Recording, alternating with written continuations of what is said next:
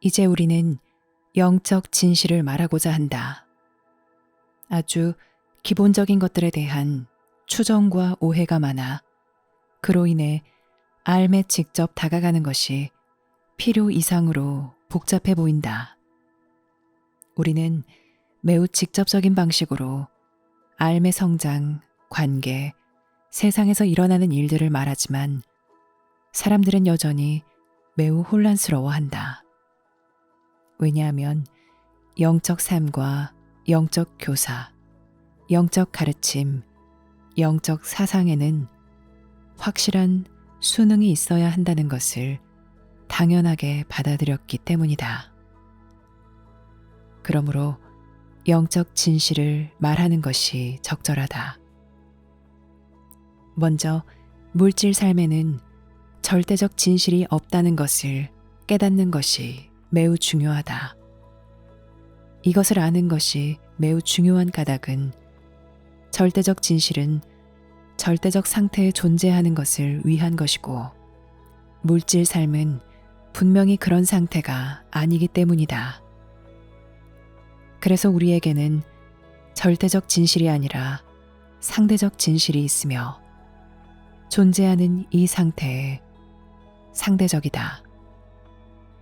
신은 상대적 현실인 이곳에서 일하고 있다.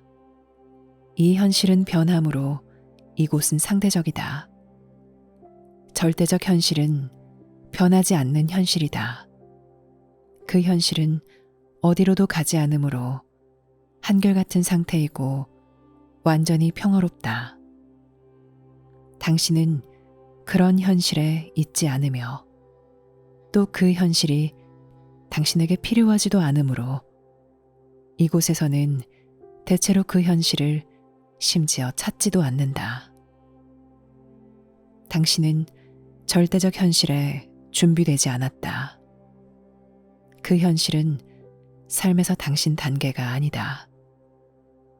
당신은 먼저 이 상대적 현실인 이곳에서 당신 임무를 완수해야 한다. 사람들이 사는 상대적 현실을 위한 절대적 진실이 신에게 있다고 사람들이 생각하기 시작할 때 매우 위험하고 극복하기 어려운 형태의 포갑이 시작된다. 종교적 포갑, 정치적 포갑, 개인적 포갑은 사람들 안에서나 사회 전반에 걸쳐 명백하다. 상대적 상황에 절대적 진실을 적용하려고 하는 것은 속박과 노예 상태를 초래하며 완전히 역효과를 낳는다.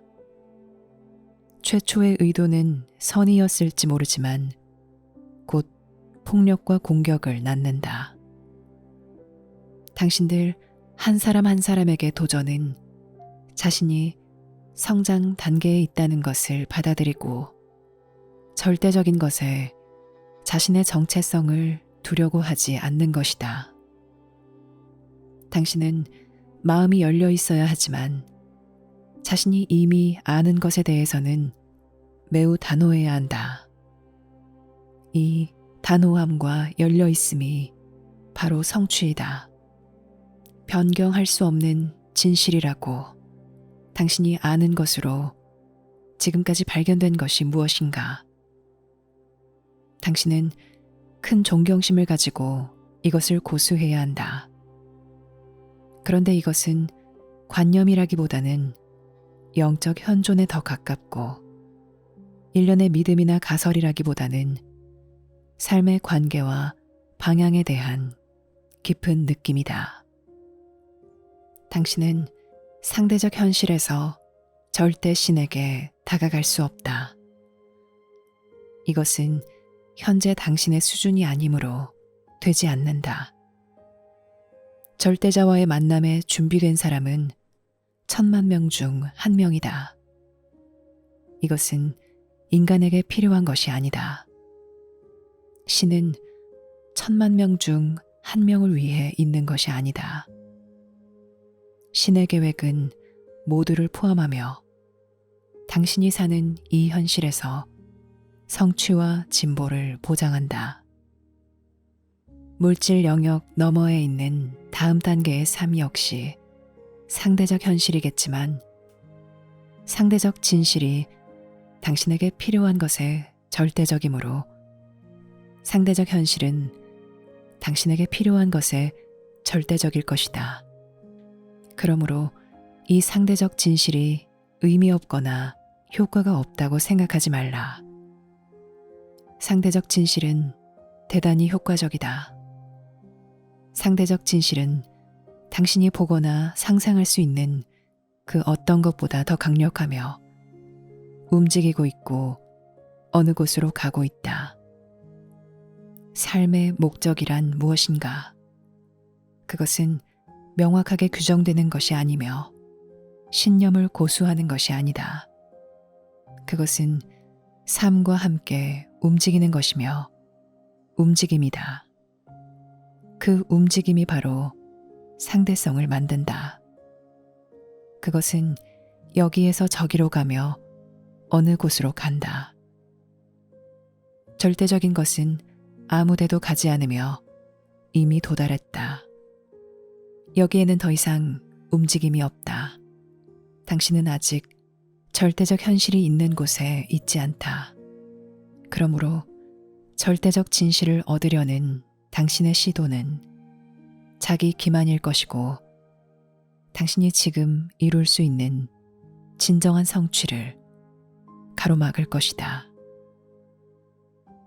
종교적 폭압은 앞으로 다가올 세상에서 매우 분명해질 것이다. 이것은 사람들이 상대적 현실에서 절대적 관념을 고수한 결과이다. 이것은 폭력과 증오 등 역효과를 내는 모든 것을 낳을 것이다.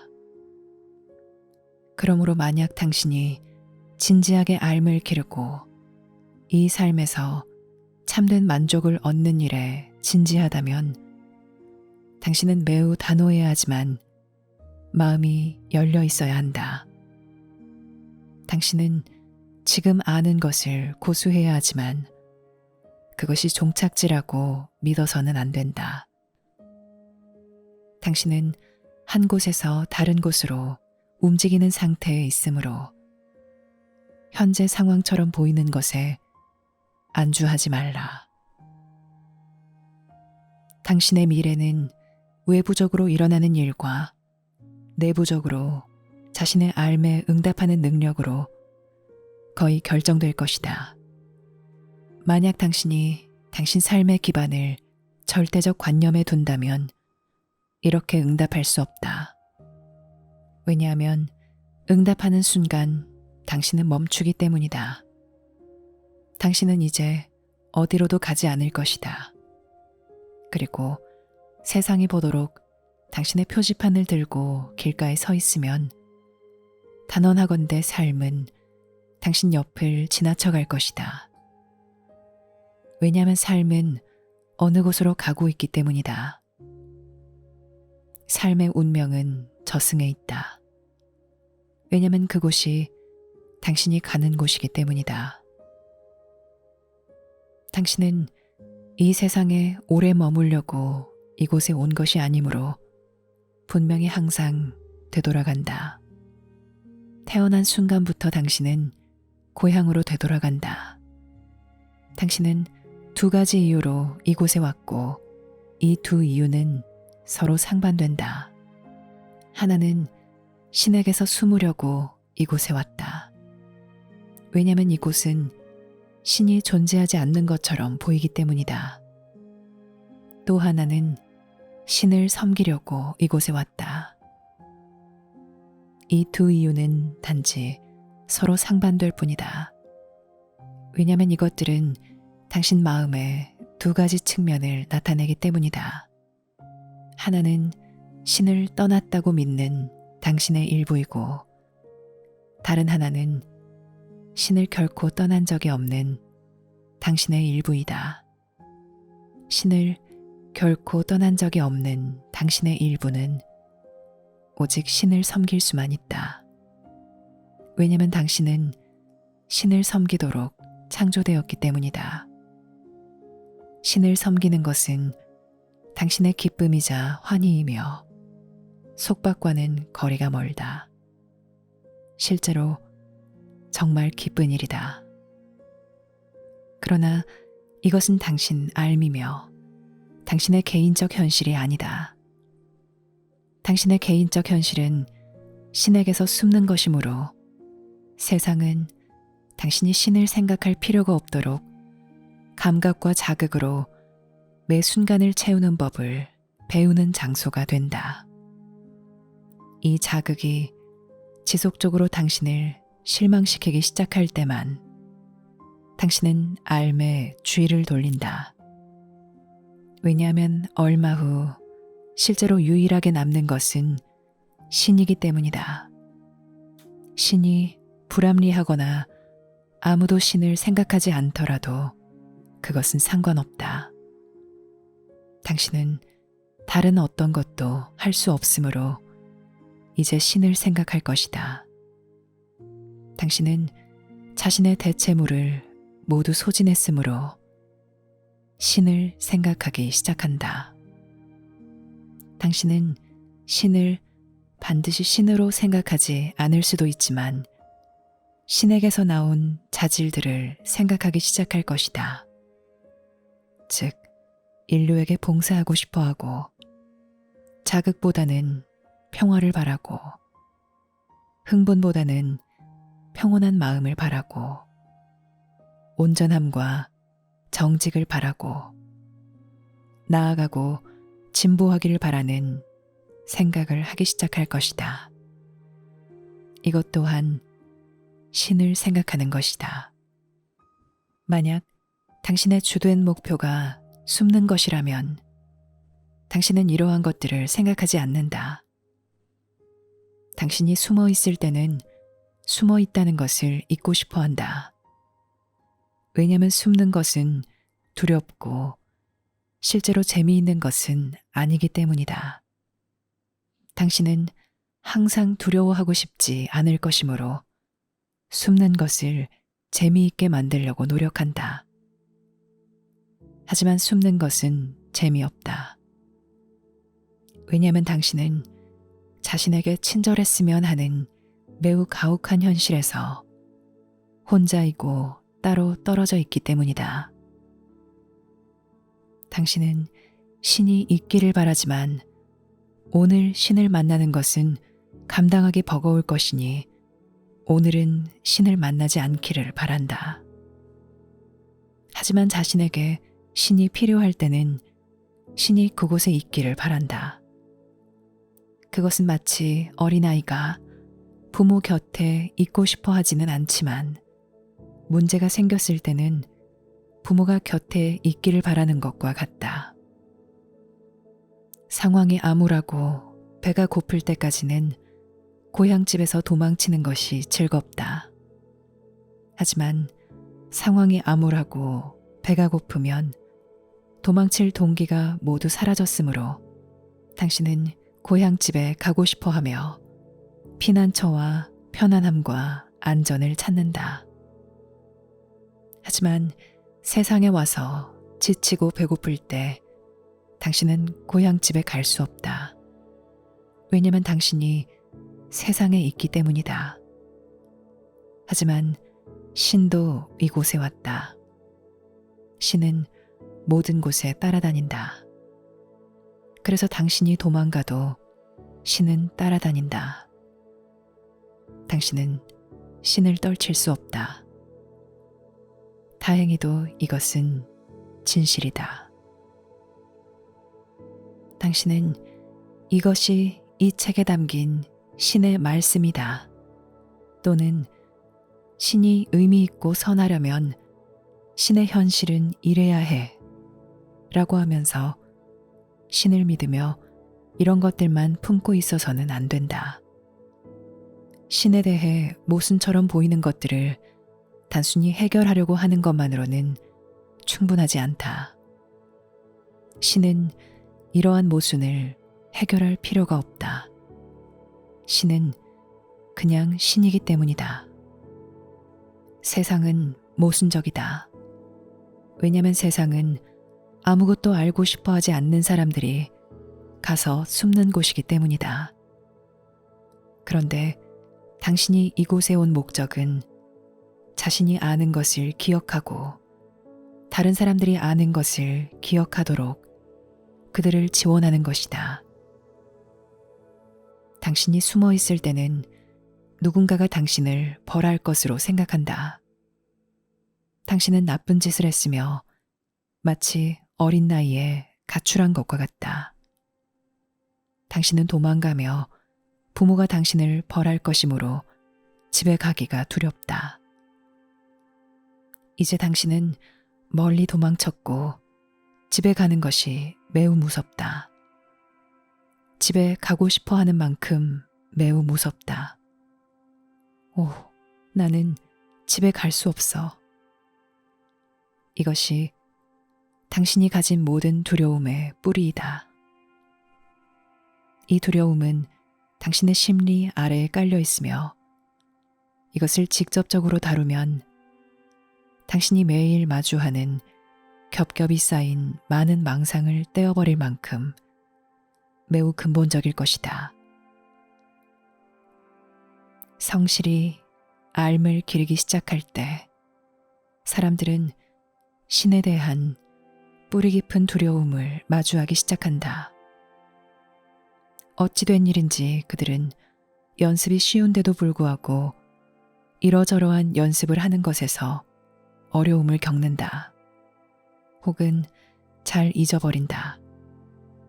혹은 현존을 느끼면 몇 분 이상은 느끼고 싶어 하지 않는다. 현존은 감당하기 버겁다. 여기에 잘못된 것은 없다. 고향집에 다시 익숙해지는 일은 단순히 시간이 걸리는 과정이다. 고향집에 다시 익숙해질수록 당신이 숨는 곳은 당신에게 덜 중요해지고 당신이 어떤 것을 얻기 위해서가 아니라 어떤 것에 공헌하기 위해 이곳에 왔다는 것을 더 깊이 깨닫는다. 세상이 당신을 위해 할 수 있는 일은 거의 없지만 당신이 세상을 위해 할 수 있는 일은 많다. 당신이 이 영적 진실을 포용할 수 있는 유일한 방법은 자신의 기원과 운명을 깊이 느끼는 것이며 단지 철학적으로나 신학적으로는 이 영적 진실을 바르게 인식할 수 없다. 이것은 당신 내면의 깊은 체험에서 나와야 한다. 그러므로 첫째 영적 진실은 이곳에는 절대적 진실이 없다는 것이다. 절대적 진실을 만들려 하지 말라. 그러지 않으면 당신은 자신을 속박할 것이다. 만약 당신이 절대적 진실을 가르치면 다른 사람들도 속박할 것이다. 그 다음 영적 진실은 신은 계획을 이미 세웠고 당신은 그 계획을 바꿀 수 없다는 것이다. 그러므로 이미 돌아가는 계획이 있다. 당신은 그 계획을 바꿀 수 없을 뿐만 아니라 심지어 이해할 수도 없다. 당신이 신의 계획을 이해하려면 지금 당신에게 없는 신의 마음이 당신에게 있어야 할 것이다. 이것은 마치 어린아이들이 부모가 왜 매일 일하러 가는지 이해하려고 노력하는 것과 같다. 당신은 이해할 수 없으며 그 수준의 참여에 도달하지 못했다. 상대적 현실이 절대적 현실을 향해 나아가고 있다고 하더라도 상대적 현실이 절대적 현실을 제대로 인식할 수 없다. 당신은 절대적 현실을 향해 나아가고 있다. 사람들은 종종 나는 영원히 성장하고 발전할 거야 라고 말하고 싶어 한다. 하지만 당신이 단순히 환상 속에서가 아니라 진실로 성장하고 발전하면 할수록 당신은 그것이 얼마나 어렵고 힘든지 더 잘 알 것이고, 성장과 발전이 끝날 무렵이면 매우 지칠 것이다. 그래서 이제 고향집에 가기만을 바란다. 큰 모험은 끝났다. 그렇다고 단념하는 것은 아니며 당신 내면에 있는 참된 현실이 다시 출현한다. 그래서 여행이 절반 진행되어 당신은 이미 고향집 중간까지 와 있으며 더 오래 고향집에 이미 있을수록 자신의 나머지 일부를 더욱 끌어당기고 싶어 한다. 그리고 더 오래 고향집에 이미 있을수록 당신과 함께 있는 모든 일을 더욱 끌어당기고 싶어 할 것이다. 이것은 자연스러운 끌림이다. 이것은 철학이나 거룩한 사상이 아니다. 당신은 회복한 알미 조금씩 증가할 때마다 자연스럽게 다른 사람에게 확장하고 싶을 것이다. 그것이 알무로 할 수 있는 전부이다. 이 세상에서 사는 모순은 세상이 숨는 곳이라는 것이다. 사람들은 주는 것을 두려워하고 받는 것도 두려워한다. 왜냐하면 당신이 주고받기 시작하면 숨는다는 모든 생각이 사라지기 시작하고 당신은 신이 이미 당신을 따라잡았다는 것을 깨닫기 때문이다. 당신의 참된 마음에는 이것이 큰 재결합이다. 당신의 개인적 측면에는 이것이 죽음과 패배처럼 보인다. 당신 마음의 개인적 측면은 당신이 이곳에 있으면서 얻은 것이다. 이 측면의 마음은 신을 모르니 당신은 어린아이에게 가르치듯 신에 대해 가르쳐야 하며 이 마음이 괜찮을 것임을 이 마음에게 확실히 알려주어야 한다. 나쁜 아이를 대하듯 이 마음과 싸우거나 이 마음을 벌주지 말라. 어리석다고 나무라지 말라. 이 마음은 자기 생존을 걱정한다.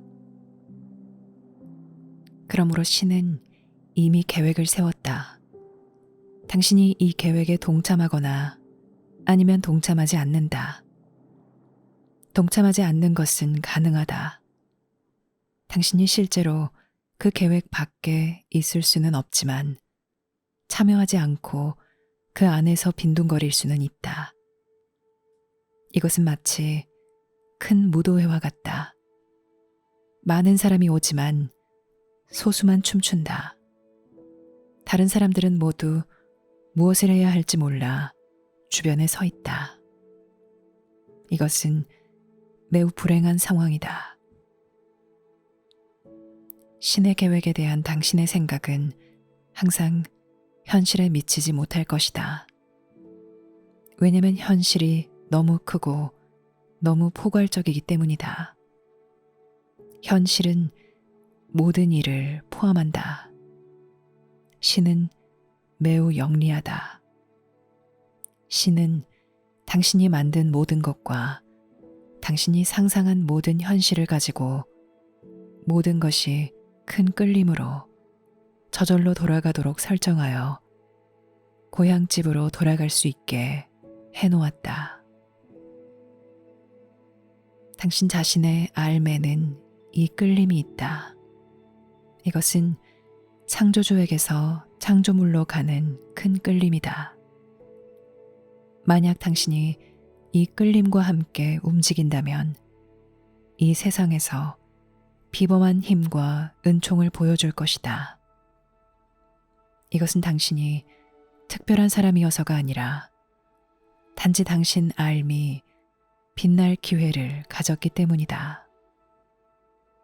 당신에게는 여전히 개인적 측면과 개인적 삶이 있겠지만 은총이 발산되고 있으니 당신에게 은총이 있을 것이다. 이제 당신의 보물이 보이기 시작할 것이다.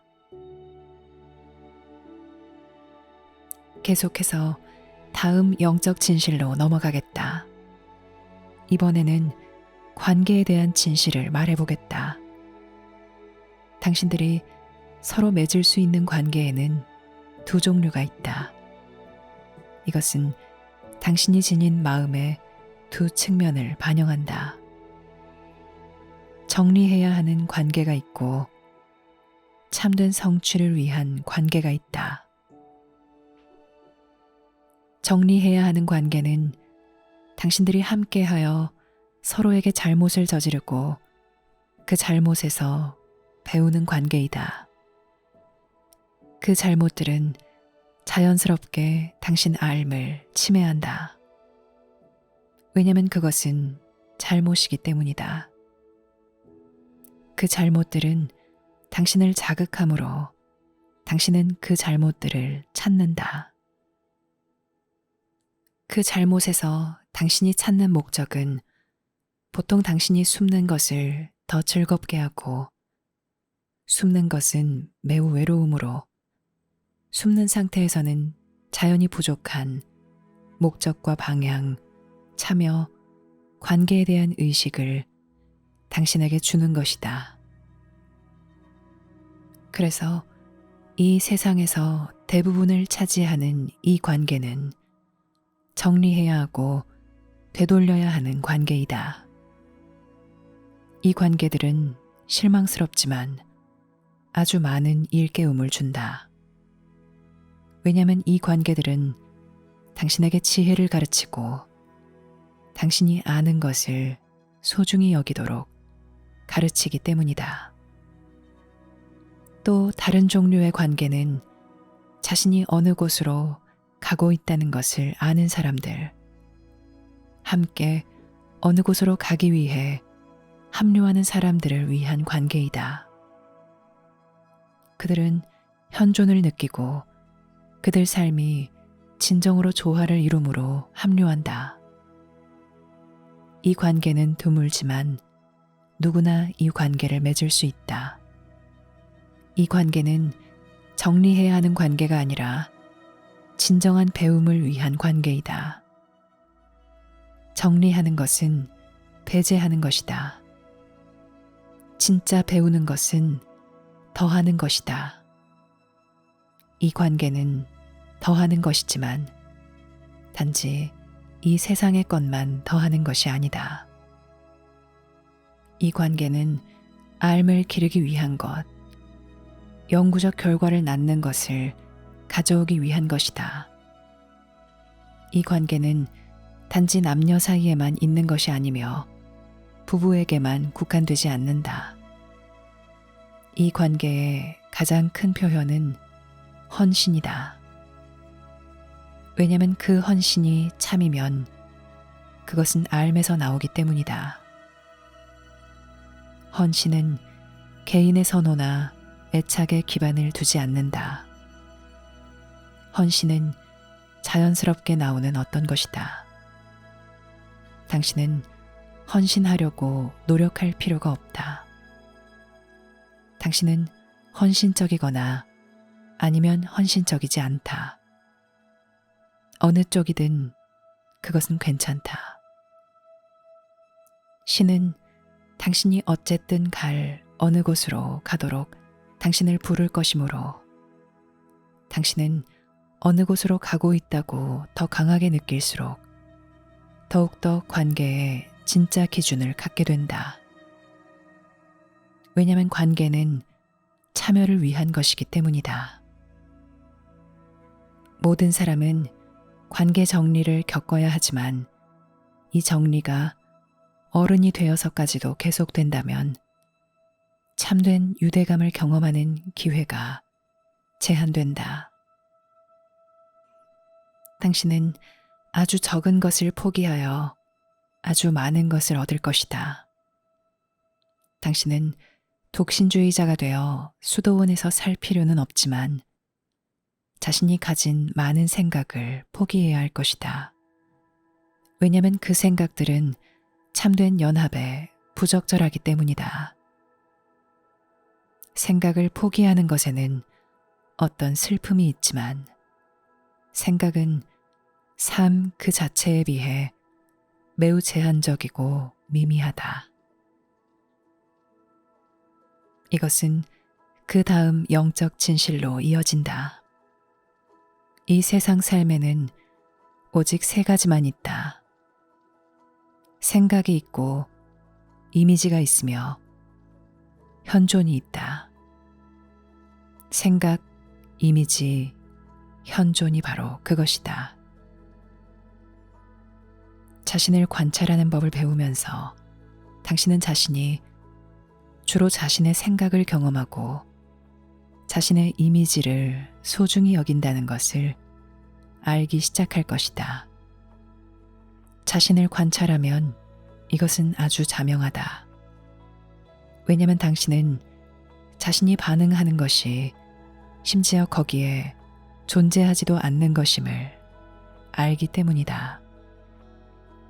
당신은 삶에서 삶을 체험하고 따르는 것을 더 많이 배울수록 현존을 체험하는 것을 더 소중하게 여긴다.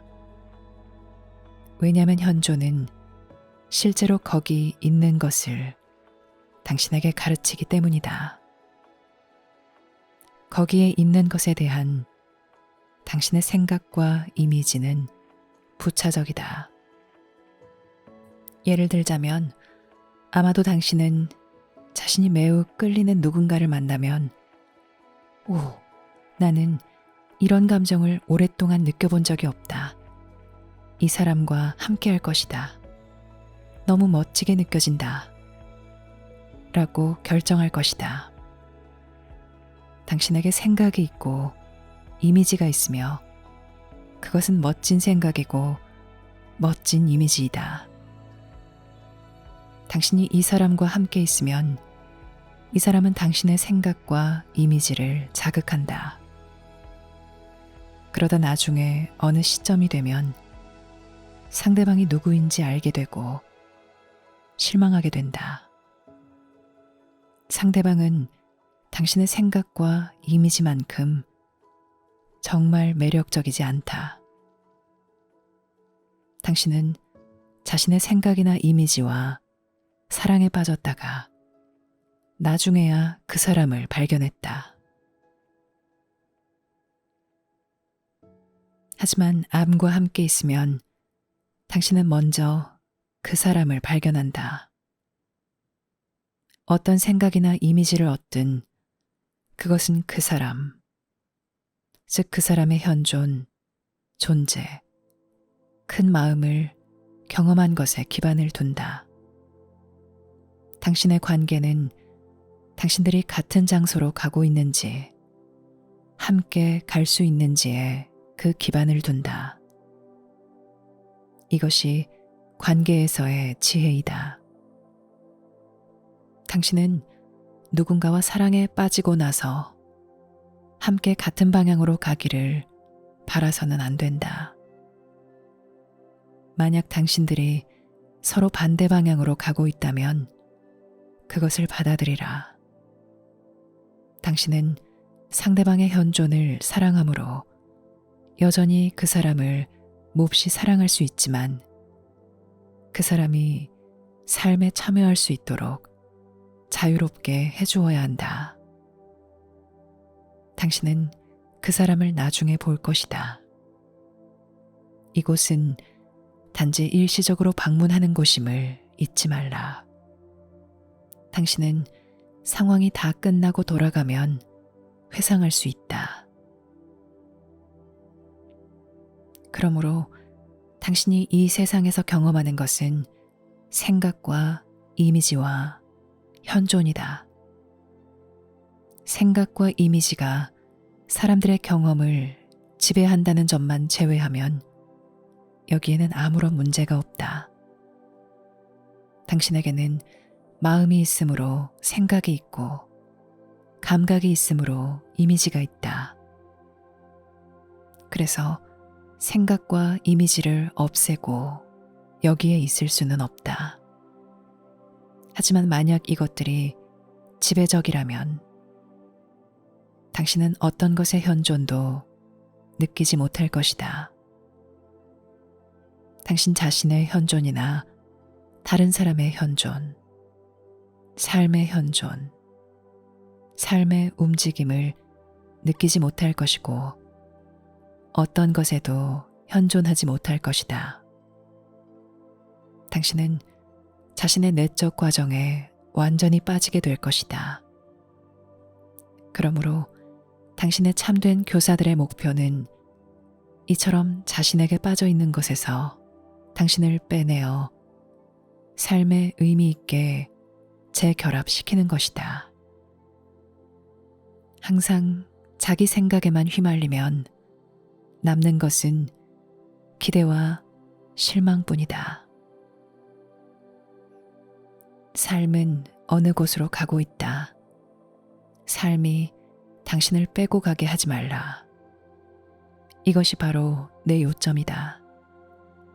현존은 항상 당신을 움직이게 할 것이다. 왜냐하면 현존은 어느 곳으로 가고 있기 때문이다. 현존은 환상적인 이미지가 아니라 다른 사람의 현존을 체험하는 것이다. 현존은 다른 사람의 현실을 이성적으로만 체험하는 것이 아니라 직접적으로 체험하는 것이다. 그러면 당신은 자신을 그토록 강하게 끌어당기는 그 사람이 자신이 가는 곳으로 가는지 보고 알 수 있을 것이다. 왜냐하면 당신에게는 어느 곳으로 간다는 느낌이 있기 때문이다. 사람들은 대부분 어느 곳으로 간다는 느낌이 없으며 자신의 로맨스가 어떤 방향을 제시해 주기를 바란다. 그래서 어디에도 가지 못하는 이 두 사람은 필요한 상황에 따라 어딘가로 가게 되기를 바라며 상대방이 길을 이끌어 주기를 기다린다. 만약 우리에게 아이가 많으면 우리는 무언가를 해야 할 거야.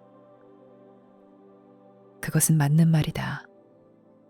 하지만 삶에 관심을 보인 당신에게는 당신 삶의 흐름을 당신 상황에 완전히 맡기는 것으로는 충분하지 않을 것이다. 계속해서 다음 영적 진실로 넘어가겠다. 당신은 삶을 기르는 노력에서 혼자가 아니다. 당신과 타고난 관계가 있는 당신의 영적 가족 구성원들은 당신을 가시 영역 밖에서도 돕고 세상 안에서도 돕는다. 그러므로 실제로 그저 자연스러운 일일 뿐인 위대함을 성취하는데 당신 혼자의 노력에만 의존해야 한다고 생각하지 말라. 그래서 당신에게는 교사들이 있고 도움도 있다. 만약 당신이 혼자서 자기 생각에만 있고 싶다면 숨는 곳에서는 그리 할 수 있으니 그렇게 하는 것은 자유롭다. 당신 마음은 당신이 유일하게 숨을 수 있는 곳이다. 심지어 몹시 어려운 이 물질 세계조차 사실은 숨는 곳이 아니다. 그래서 당신이 숨을 수 있는 유일한 곳은 당신 생각 속이다. 만약 당신 생각이 조금씩 열리고 정리되기 시작하면 당신은 자신을 매우 사랑스럽게 바라보는 사람이 많다는 것을 알 것이다. 이들이 당신의 영적 가족이다. 이것이 바로 관계를 직접 체험하는 것이다. 이것이 삶이다. 당신이 숨을 수 있는 유일한 장소는 당신의 생각 속이다. 당신은 잠에서 깬 순간부터 잠드는 순간까지 생각할 수 있고 결코 자신의 생각 밖에 있을 수 없다. 그래서 당신은 자신의 생각 속에 완전히 혼자 있는 것처럼 보인다.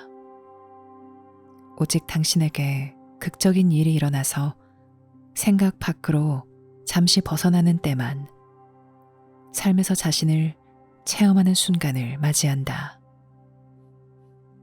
비록 이번 삶에서 당신 교사들이 당신에게 결코 드러나지 않을 수도 있지만 그들은 당신과 함께 있다.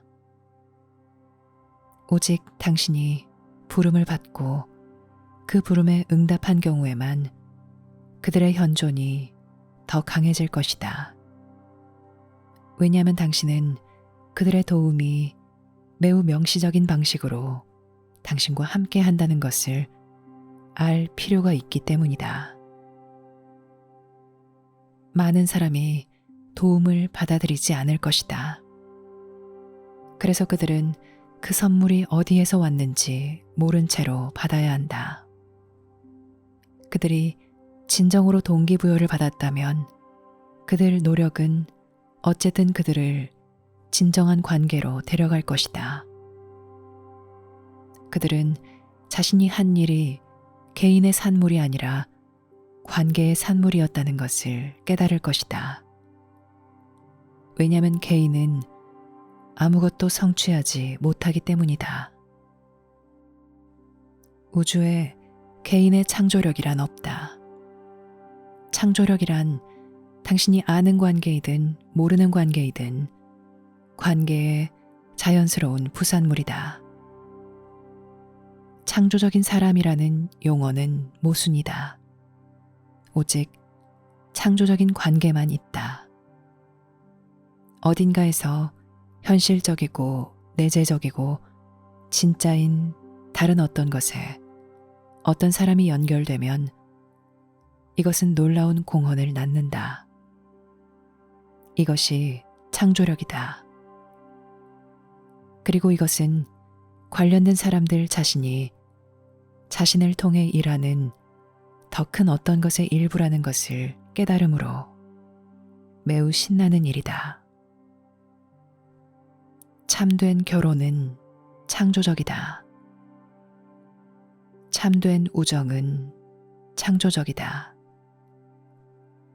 참된 종교는 창조적이다.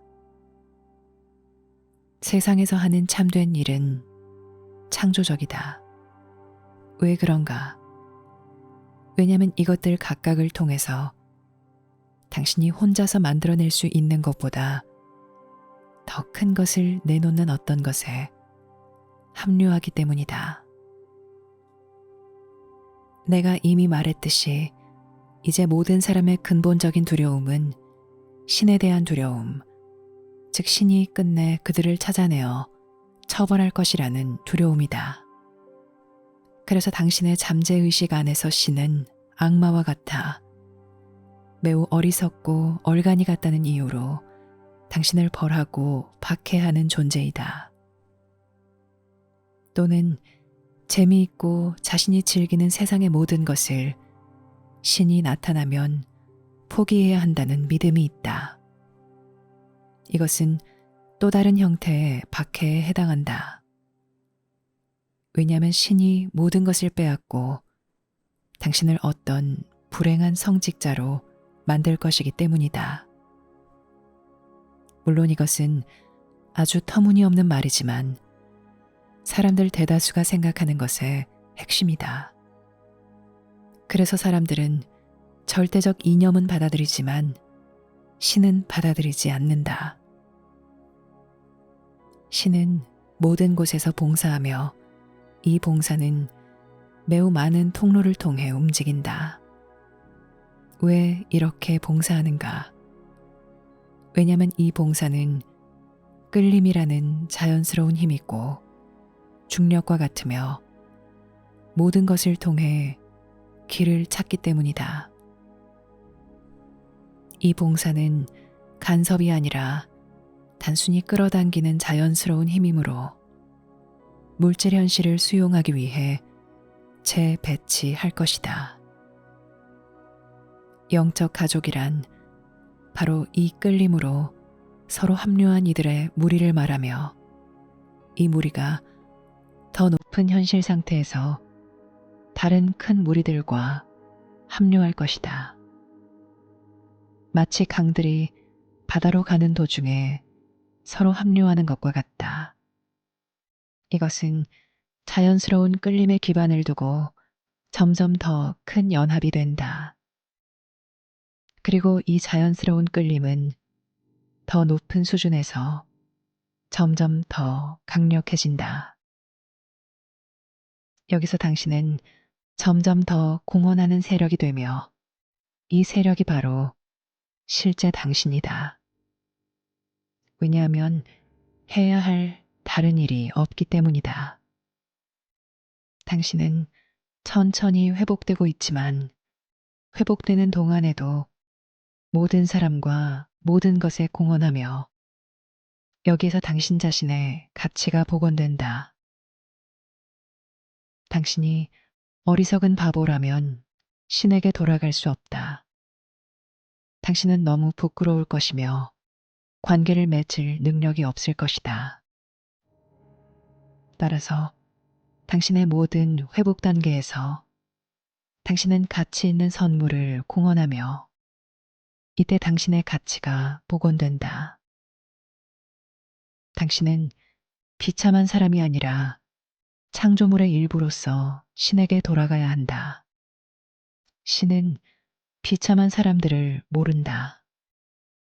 신은 비참한 사람들을 창조하지 않았지만 그럼에도 비참한 사람을 끌어당길 것이다. 왜냐하면 신은 어디에나 있고 신의 끌림은 어디에나 있기 때문이다. 이 끌림에서 영원히 벗어날 수 없다. 그 다음 영적 진실은 개인의 수준에서 받는 교육 과정이 상당히 구체적이라는 사실이다. 많은 사람은 엄청난 자기 단련과 체계를 가진 매우 통제된 삶이 필요하다.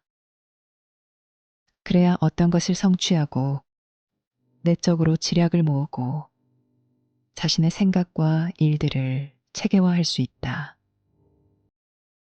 어떤 사람들은 모든 통제를 포기하고 텅 빈 공간과 열린 마음을 직접 마주할 필요가 있다. 모든 사람이 숨는 곳 안에 있지만 신에게 그 열쇠가 있다. 자물쇠가 다르면 열쇠도 다르다. 어떻게 신이 각자에게 맞게 무엇을 해야 하는지 알 수 있겠는가? 신은 당신의 딜레마를 이해할 필요가 없다. 신이 그냥 당신을 끌어당기면 당신의 딜레마는 떨어져 나간다. 그것이 바로 천재성이다. 삶은 그런 식으로 돌아간다. 신은 당신 문제의 모든 복잡함과 당신 삶의 모든 문제를 이해할 필요가 없다. 당신 교사들은 당신이 막 저지르려고 하는 다음 잘못에서 당신을 어떻게 구할지를 생각하느라 밤을 지새우지 않는다. 그들은 단지 끌림과 함께하고 있다. 그들은 끌림을 증폭시키고 끌림을 표현한다. 그 끌림이 당신의 모든 잘못을 되돌릴 것이다. 신이 당신을 고향집으로 끌어당기고 있다. 심지어 이 세상의 압도적인 위협, 매 순간 당신 삶을 지배하는 듯 보이는 이 세상의 모든 끌림과 두려움과 유혹조차 신의 끌림에 비하면 아무것도 아니다.